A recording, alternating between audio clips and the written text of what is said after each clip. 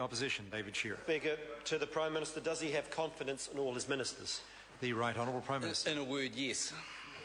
The Leader of the Opposition. Does he have confidence in the handling of the Sky City negotiations by Stephen Joyce, Nathan Guy, Amy Adams, who at various times had relevant responsibilities? The Right Honourable Prime Minister. Mr Speaker, yes, I do. I have considerable confidence in all those ministers. They're doing an outstanding job of trying to negotiate the development of a convention centre which would have a substantial impact on the benefit of New Zealand by allowing conventions to be held that can bring significant economic gains to New Zealand. The Leader of the Opposition. Mr Speaker. Can he give an assurance that as part of the Sky City negotiations his ministers will not include an agreement to extend the period of the existing gaming licences? The Right Honourable Speaker, Prime Minister. I'm not going to go through the individual parts of the package today, but what I can say is I have tremendous confidence.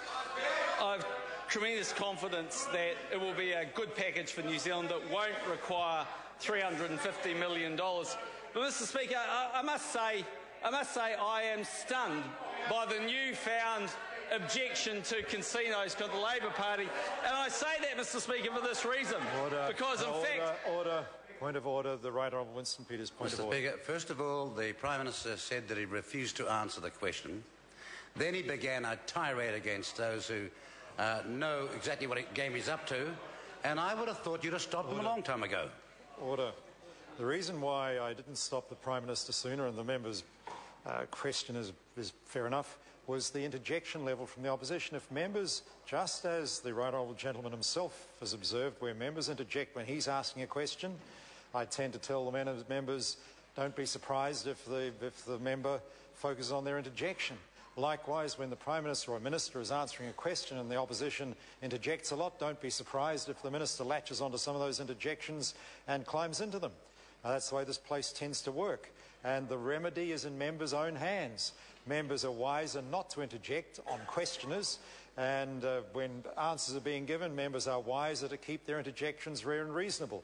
That said, I think the Prime Minister had gone on long enough. He was certainly at liberty to indicate the question was more detailed given the very, very broad primary question than he'd be prepared to answer given the broadness of that primary question. There's nothing unusual about that. The Leader of the Opposition. Mr Speaker. Can he give an assurance that as part of the Sky City negotiations his ministers will not include an agreement to make technology changes or increase betting limits that make it easier for people to lose money more rapidly?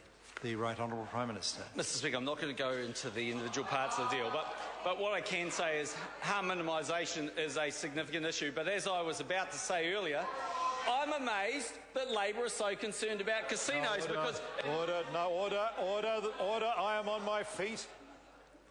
And there was not the provocation on that occasion. No, order. No, there was not the provocation that occasion. I know the Prime Minister is very keen to get something out here, but this is question time. It is not the general debate. That comes later. The Prime Minister is perfectly at liberty in the general debate to say what he likes, but during question time he will answer the questions where it's in the public interest. The Leader of the Opposition. Thank you, Mr Speaker.